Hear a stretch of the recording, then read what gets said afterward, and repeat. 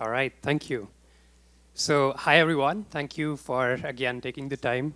This is the V end of the day, day one. I hope everyone had a fun-filled learning day, day one at the conference. This is a little bit of a non-technical talk, so we'll make it a little more engaging, more relaxed kind of a talk. And the talk is why Postgres is becoming the standard in financial services. So just a quick introduction. I'm Shayon Sanyal. I am part of AWS. I work as a worldwide RDS Aurora database specialist, SA, solutions architect. And in my role, I help a lot of customers, small, medium, large, uh, unblock their Postgres challenges, get over to the cloud. These are customers typically, since I'm based out of New York, I'm local to the area. A lot of these customers are all financial services. So addressing the concerns, security, licenses, risks, etc. All of those are my day-to-day thing as part of the job.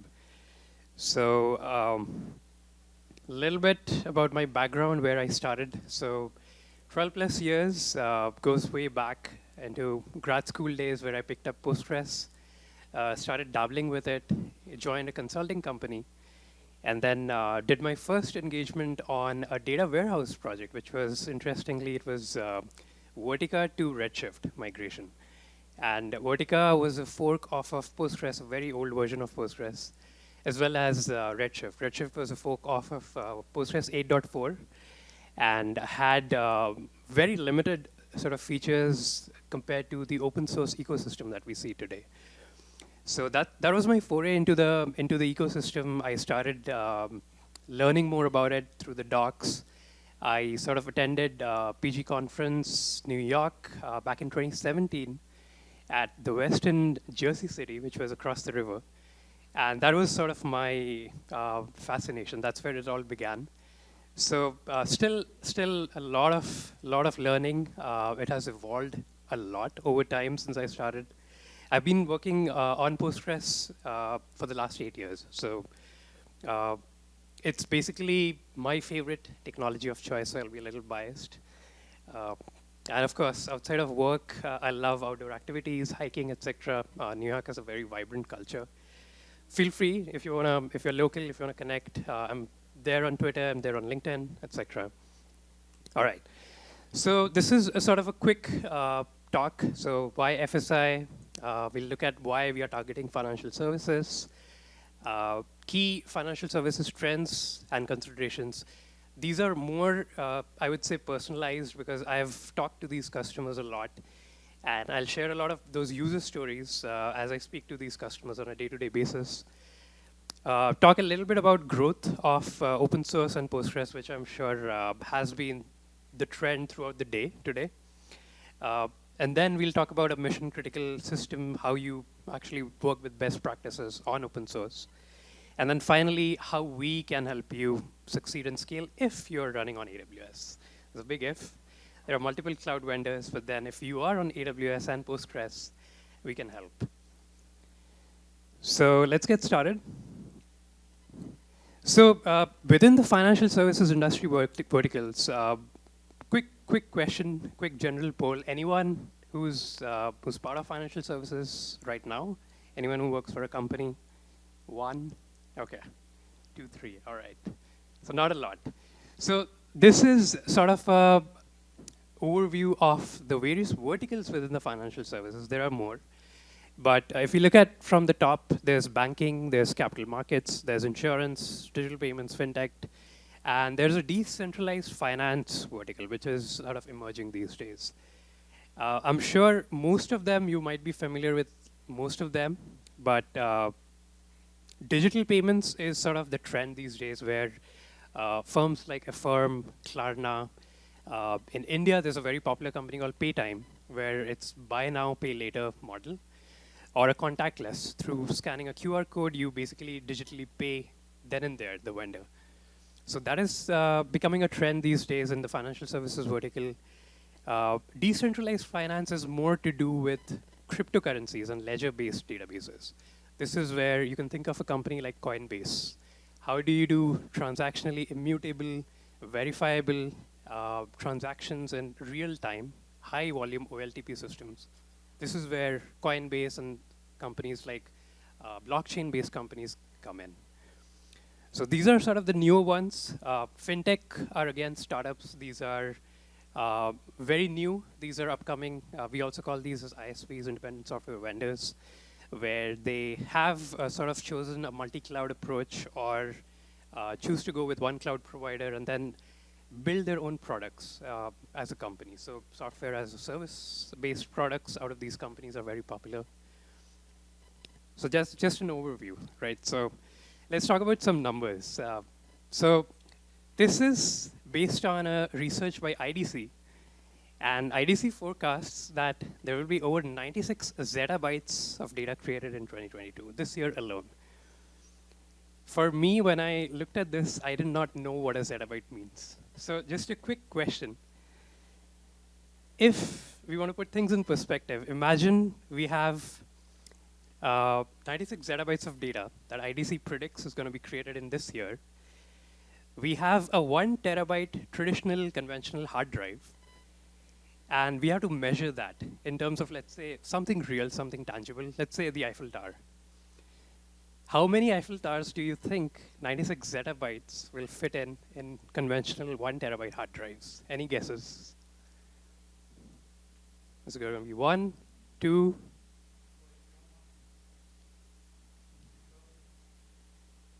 Billions? Okay. 43 billion? 43 Eiffel Towers? Okay, close.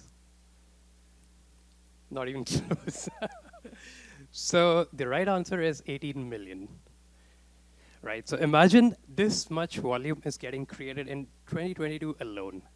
You have 18 million Eiffel Towers stacked together.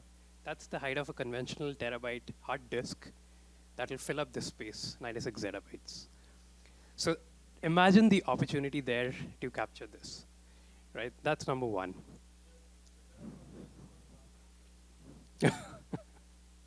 Right. So Forrester, there's another third-party research by Forrester where it's an understatement, right? So it's an understatement to say how valuable data is, and then how effectively leaders are, like, for the companies who are in the forefront are managing these, are tapping the value out of these data. These are big companies like Goldman Sachs. They're companies like Capital One, who have been at the cutting edge of technology. They are more of a tech-based firm rather than a banking or a financial services company. And it takes enormous time and effort to get into to tap that value of the data that's sitting there. Right? They have their own data lakes, they have their own data pipelines, et cetera. But these are growing year over year at a rate of, astounding rate of 30%. It's no way less, right? So this is, think about 96 zettabytes, 30% year over year, it's huge. Now, however, 68% of organizations, the majority of these organizations, are still unable to realize value, any value out of that data. It's unfortunate. And this is sort of the paramount problem in financial services, where there is so much process, there's so much policies, there's so much controls to actually even look at that data, because a very few set of user population is allowed to look at the data and then make value out of it. And unfortunately, their hands are tied, right? So folks at financial services firms will agree that you have to go through a ton of approvals first before you can even get to some sort of development going in these companies. So why FSI? Any guesses why financial services? Why is this talk specifically focused around financial services?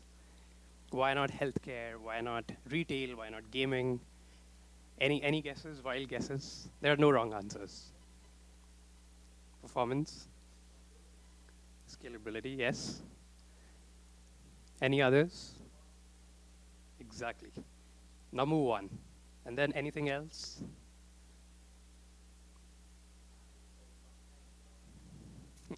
Exactly, right? So you guys pretty much nailed it. So end of licenses, that's Oracle. Reduction in total cost of ownership, that's reducing the TCO footprint. But there are also other research. So IDC estimates there is a $27 billion market potential in FSI in the next 3 years alone. This is by 2025 with a 21% year-over-year growth, right? That's number one. Number two is agility for innovation-led growth. This is where a lot of lack of these things are creating that value, right? So financial services, historically, traditionally, even these days, a lot of them are, their hands are tied. So the developers are not allowed to sort of be very agile with development. They are restricted to follow processes before even getting to download some sort of extension from the Postgres community. They have to go through this risk and control checklist to get things allow listed at their company. So there are those various process-oriented restrictions that don't allow them to be that agile. So there is tremendous value and opportunity for them to have that agility model in place. Macro trends in industry fueling cloud adoption. We'll talk about this in a later slide. End of licenses is, of course, proprietary databases like commercial vendors like Oracle. There's SQL Server, there's Sybase, TB2, et cetera, the list goes on. You end up basically to get better performance, you end up paying more in licenses. So that's how you deal with these commercial companies. Reduction in total cost of ownership, every company wants to reduce cost. Financial services, because they are so big on their footprint, on the legacy footprint, they have a massive investment in, of course, the reasons are obvious. They don't want to afford downtimes. They cannot afford outages. They have to pay folks to maintain the data centers, et cetera. So today they have a huge on-prem footprint with multiple of these data centers in multiple of these regions, thereby adding to the cost. So there is tremendous opportunity to reduce that cost for financial services.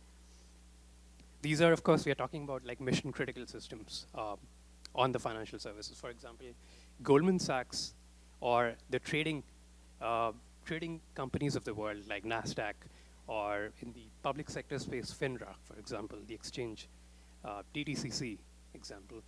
These are high volume OLTP systems that cannot afford downtime. Therefore, they will pay to keep the systems up at any cost. So this is sort of the overlying trend, which is, you can think of this as in a Venn diagram, this is sitting in the center, which is common across these various verticals. Data protection, access management, auditability, performance, resilience, backup and archive. So across the board, whether it's banking, capital markets, fintech, DeFi, et cetera, they will need some sort of encryption in transit, encryption at rest. They will need flexibility in role-based access control, user authentication and authorization. They will need to capture specific actions performed by specific users on the database, just so there are no malicious or bad actors, et cetera, doing things like dropping tables, dropping columns, et cetera. Performance is paramount. We need zero latency. Everyone needs zero latency, zero RTO, zero RPO, right? Resilience, focus on operational resilience. So this is not only in region, not only HA in region, but also across regions, which is talking to your databases at the speed of light. You cannot miss, you cannot blink to catch that transaction in flight, which is missing. Backup and archive, there are some companies like these auditors, which will necessitate you to have immutable backups for financial customers. So a good sort of strategy to have that without tampering anything and allowing you to go back to a historical point in time and then allowing you to restore that backup is, again, a key requirement for these customers. So these are sort of the overlying trends which are common and sit in the center on that Venn diagram across various types of financial services customers, right? So I want to keep that picture in mind and then go forward from there. So this is a very basic use case where we are talking about capturing credit card transaction data. Think about this as your Chase credit card or your Wells Fargo or your Bank of America. On the left, you'll see the credit card. This is the actual physical card. And this is just one easy to understand reference architecture. There can be anything really in that bucket. But when the data comes in, when you swipe that transaction, the credit card, you're essentially storing that somewhere. That transaction is getting captured either in a relational database like Amazon RDS or Aurora in this case. It could be open source. It could be some other cloud vendor. It could be anything under the sun, right? From there, we are capturing it in S3, which is sort of just a raw storage location. Think of it as a very raw storage location. Data comes in, you just back it up to S3, dump it there, just for sanity purposes. You have a verifiable, immutable copy there, stored there.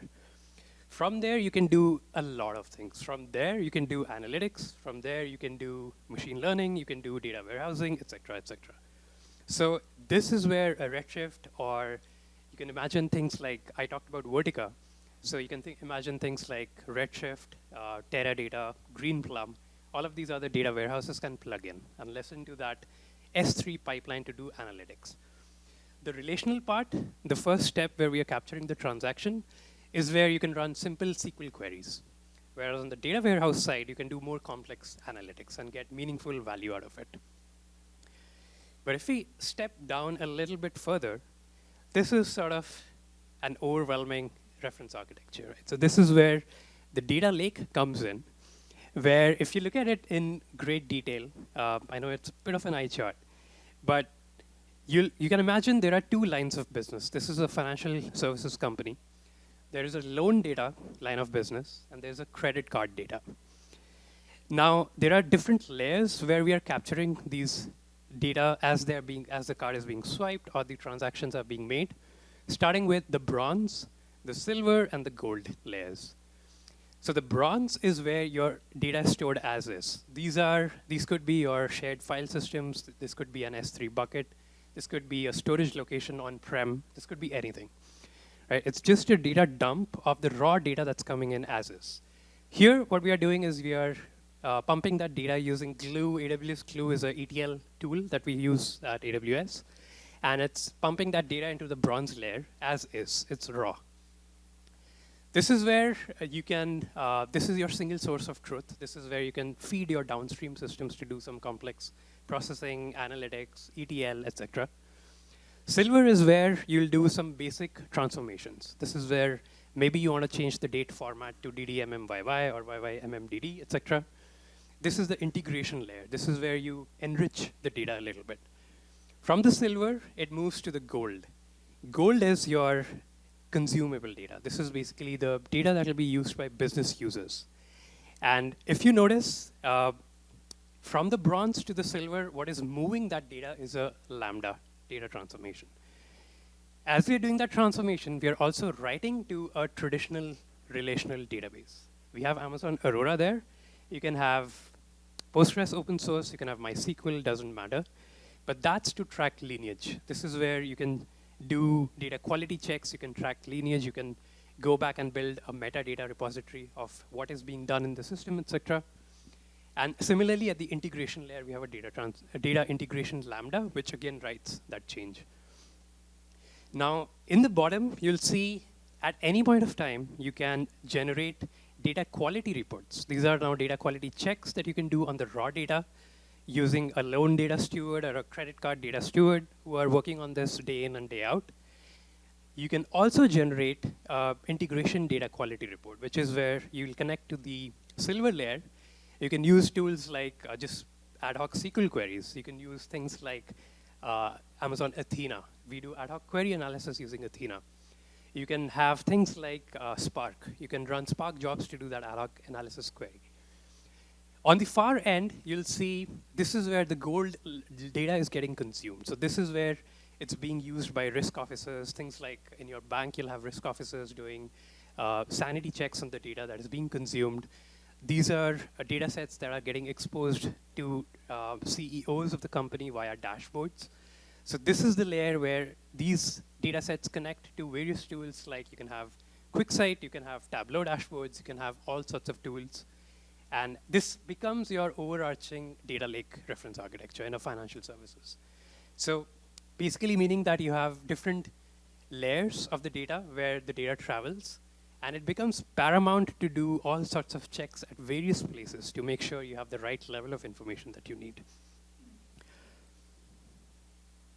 Now, coming to some key trends and considerations around data. So these were the macro trends that we were referring to. Overall, what is happening is a lot of these banks, capital markets, insurance, payments, fintech, etc., everyone is going digital, right? So this started with COVID, this started with the pandemic, where a lot of these companies, when they used to have the on-prem data centers, etc., a lot of those models failed to work because now you have systems down which are not accepting transactions. You have systems when you're trying to process, you're trying to pay someone for a service. The UI shows the clock is ticking. It's just hanging. That is due to either the data center is down or there's an outage.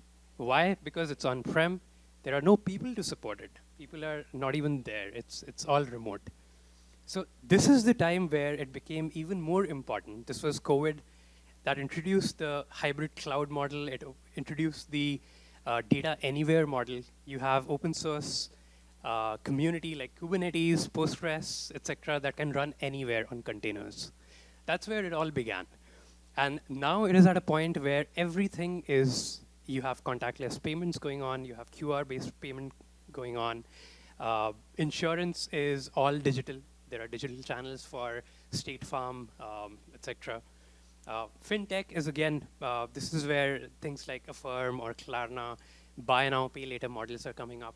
So everything is going digital. Everything is going as open source as possible. Everything is going as data center agnostic as possible. They don't want to maintain data centers anymore. You can just spin up an instance in the cloud, run it, let it run on its own through containers. That's the model that's kind of coming up as a theme. And then technology-wise, what's happening? It all started with performance. Performance still rules the roost, yes, but it all started with whether if I move something on-prem to the cloud, whether it'll meet the capacity challenges that I have today, whether it'll meet the scale, whether it can scale up, scale down very quickly, the elasticity of changing an instance class, paying more to a contractor for procuring more licenses to get more CPUs or cores or RAM, etc. All of that is where it started. And then eventually you'll see data access where self-serve models for DBAs.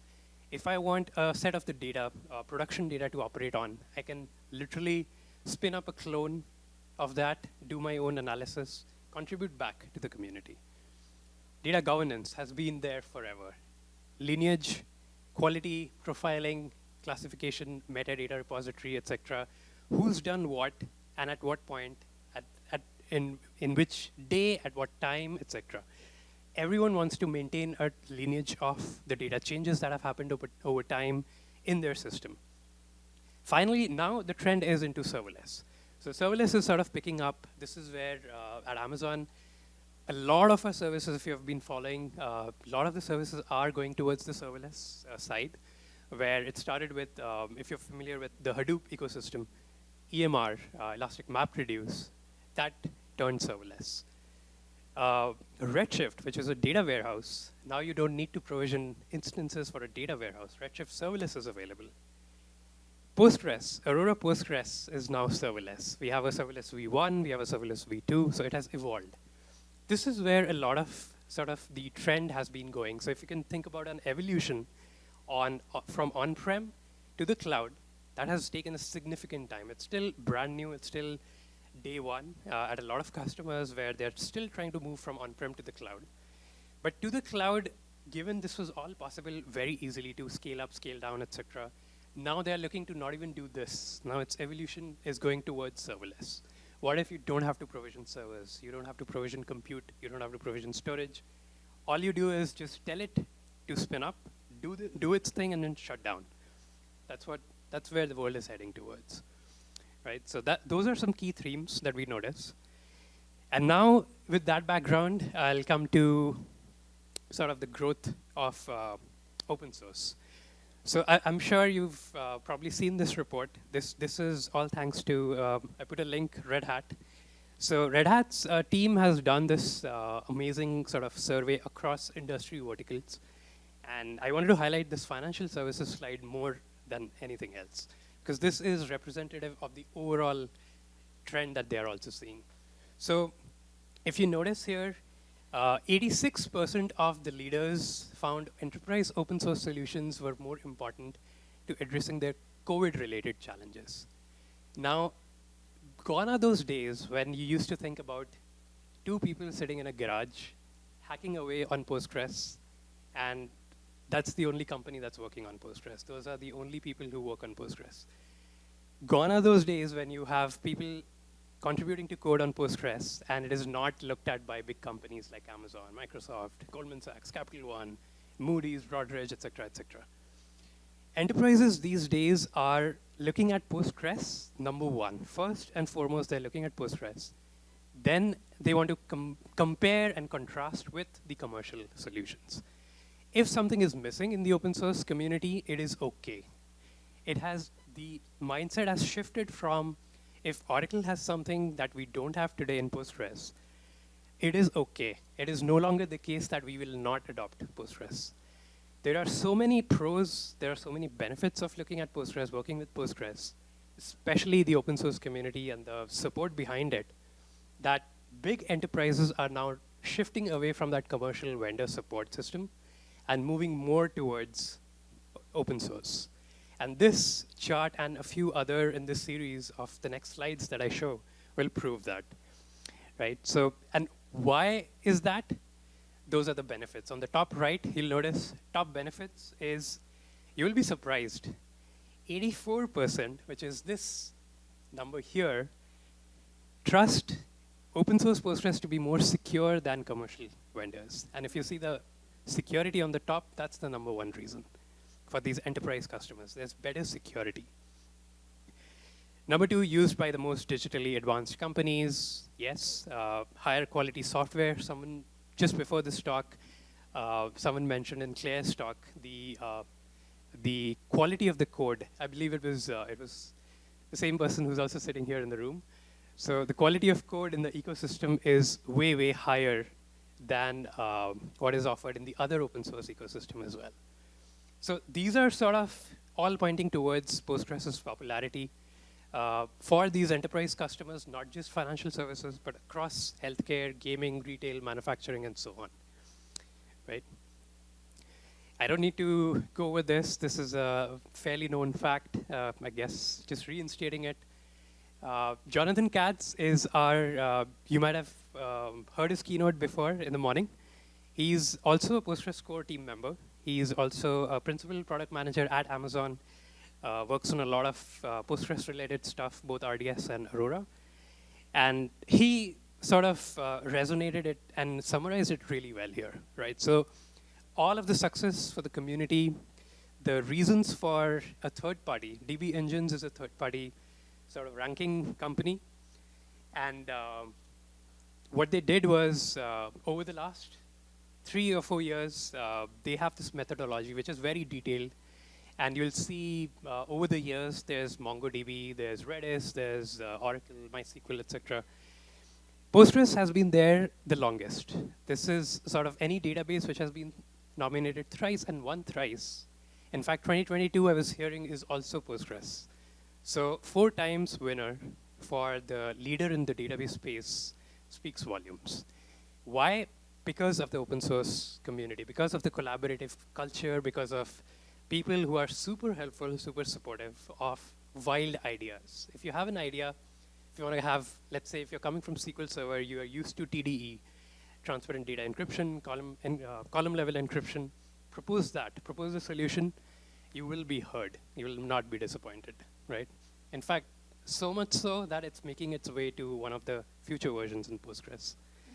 So that's a great example where it's driven by you, it's driven by your innovation, your out-of-the-box thinking, and you can literally, like Claire, who did the earlier talk, mentioned 13 different ways of contributing to the community. I would highly recommend listening to the recording, and you can just get started there.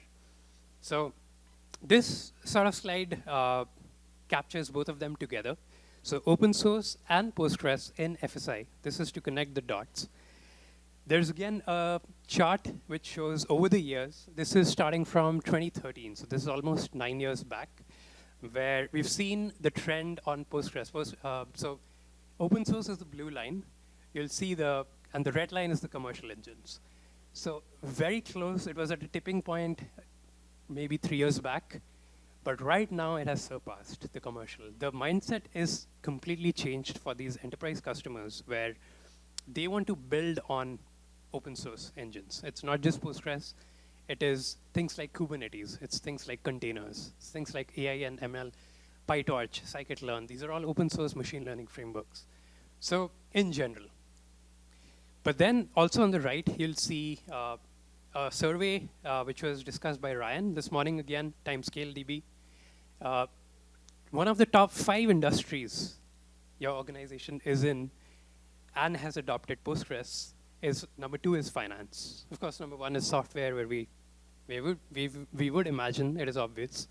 But then finance is the number 2 company which across the board has adopted Postgres across the ecosystem, whether it's banking, capital markets, all of those verticals, right? So here there are a few customers that I have personally worked with, I've dealt with in some way, shape, or form. If you are interested in use cases, I'm really happy to talk more after the session. Another slide, also from the Timescale survey, and these are 2 critical points which I found. There are, of course, more questions which are awesome, but what is your main reason you choose to use Postgres over other options? And this was done across, I think, close to 2,000 people across APAC, Americas, EMEA, across the globe, right? And this was sort of the common response. Open source, number 1 reason. Reliability, I want you to look at just the top 3, right? That's it. Reliability and the extensions. They've mentioned PostGIS, which was a geospatial extension in Postgres.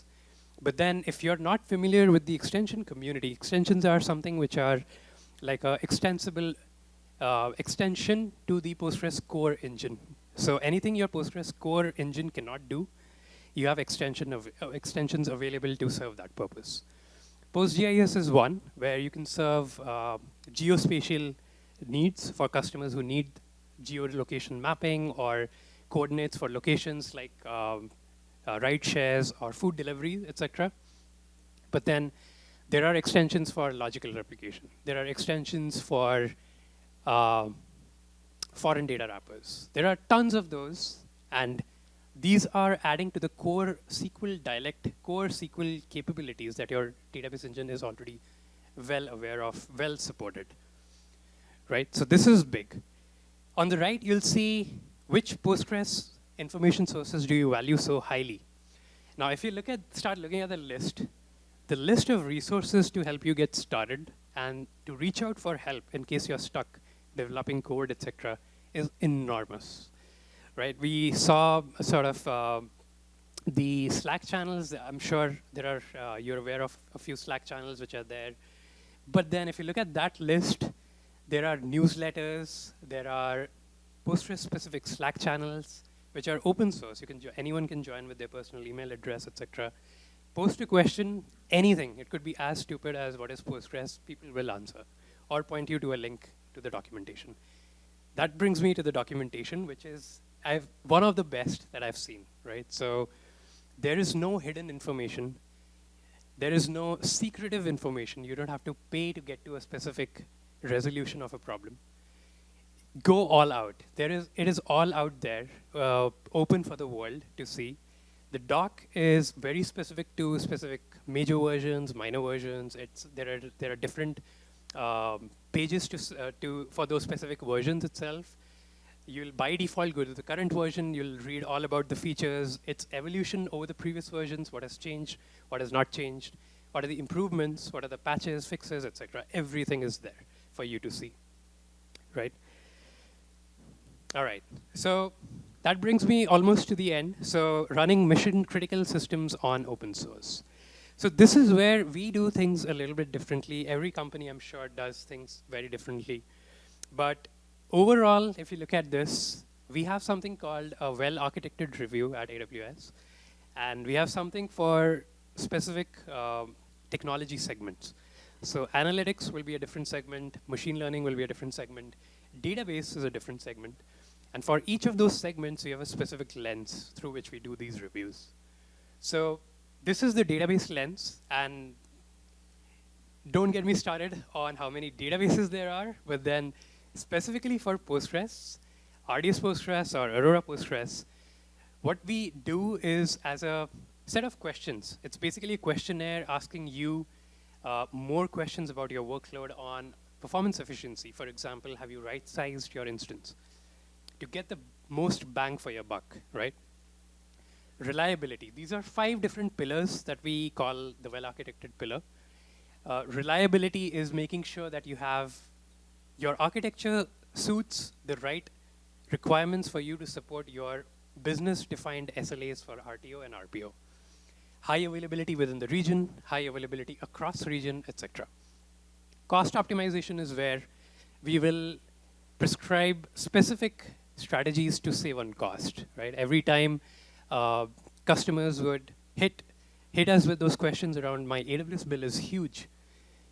Chances are there are so many things that have missed, those are missed opportunities like tags, selecting the right instances, selecting the right size of instances, which are overlooked from time to time.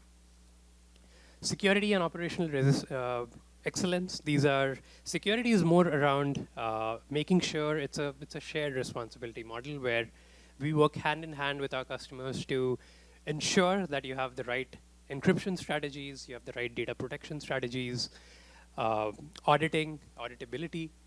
I'm sure if you're working with Postgres, there's PG Audit, which is an awesome plugin or an extension to track the database actions by specific users. Very popular, very heavily used. And then operational excellence deals more with operational pipelines. So these are your CI/CD pipelines.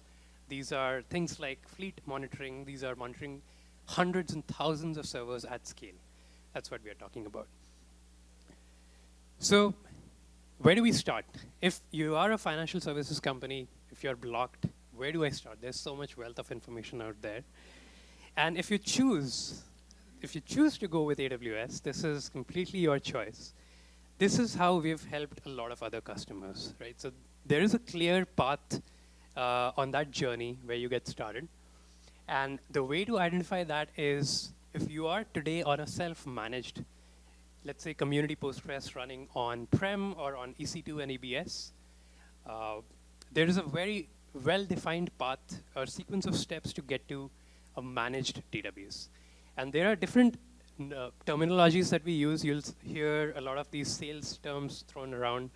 Move to managed is basically that, where you're moving from a self-managed on-prem or an EC2 EBS hosted database to AWS managed. This is your fully managed service, like Aurora RDS for Postgres, could be DocumentDB for MongoDB compatible workloads, etc. The second motion is around breaking free from legacy databases. These are your commercial Oracle, SQL Server, Sybase, commercial vendors. And then the way we define the term is breaking free from those punitive old guard proprietary licensing policies and getting into open source. This is primarily focused on Aurora and RDS, because this is where we support not only Postgres, but also MySQL. So RDS for MySQL, RDS for Postgres, Aurora for MySQL, Aurora for Postgres. The third is modernization. This is where we want our customers to be.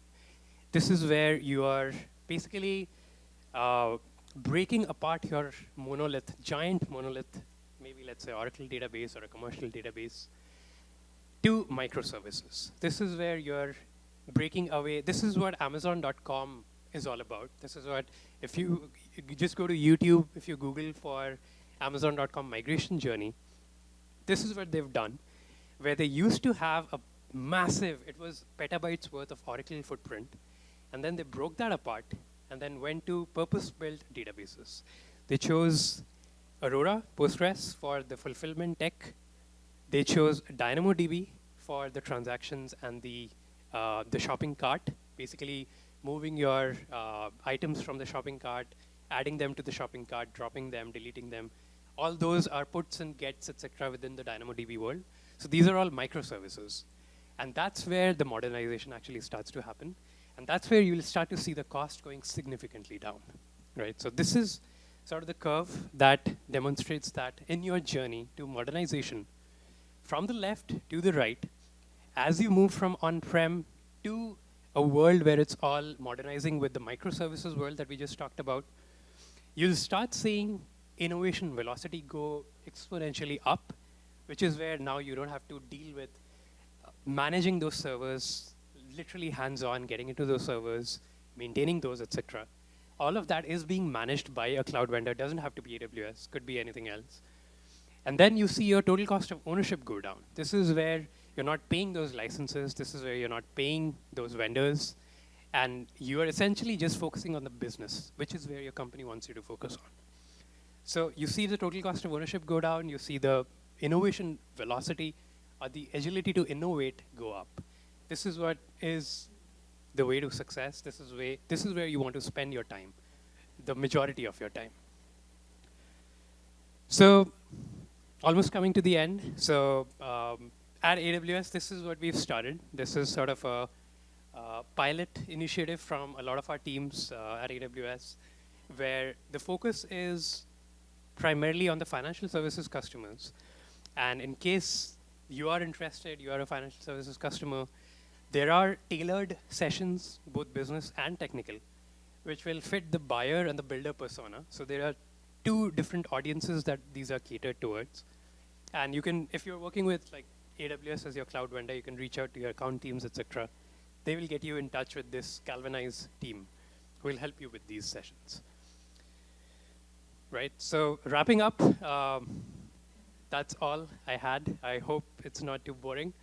But if you want to learn more, there are some QR codes. We talked about the digital channels. So this is where you can scan your QR code and just learn more about AWS in general. If you want to speak with your account teams, etc., you want to get a relationship going, there are ways to get off of commercial databases and get onto open source. So these are different sort of links. You can just point your camera through your phone and you can just go to those. And these slides will also be up later tonight, so you can easily grab these. Finally, if you want to get some certifications, etc., we also have a booth out there. I'm sure you might have seen. There's some swag. There's some T-shirts. There's some Taco Quad holders, etc. So feel free to grab those. And if you want training, etc., trainings are free, so you can just scan these, and then you can pursue those training opportunities, certifications, etc. But that is it. Thank you so much for bearing with me. Thank you for staying. I know this is the end. And if there are any questions, happy to take them. Yeah. Thank you. Thank you. I got you. Who is this question? Oh.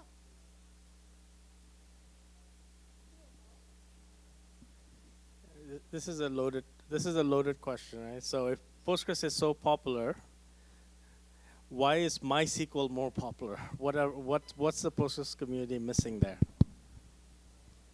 So you'll hear biased opinions there, I'm sure. But Postgres, in general, there are things which are hugely popular. There are extensions like logical replication, PG audit. There's things like foreign data wrappers, which allow you to talk to different remote servers, etc.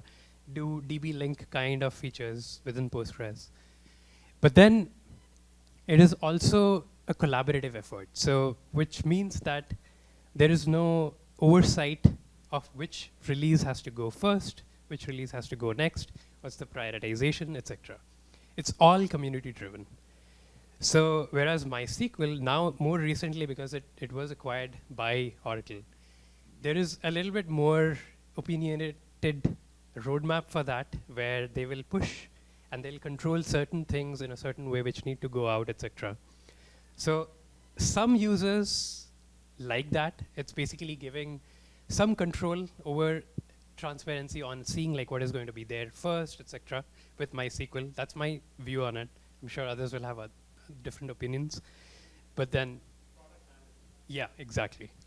Whereas in MySQL open source. So open source also has a product management team. Whereas Postgres, it's more vague. I would say it's all over the place. There is no central governing authority as such. There are features and releases and patches and fixes being contributed all across the world. And those are, as and when they get matured, they make it to the pipeline, they are tested, etc. They make it to the core engine itself. So there is no governing body around it, which is where it becomes hard to catch up to those, to that sort of a control which MySQL offers today. Yeah. Great question. Any other questions?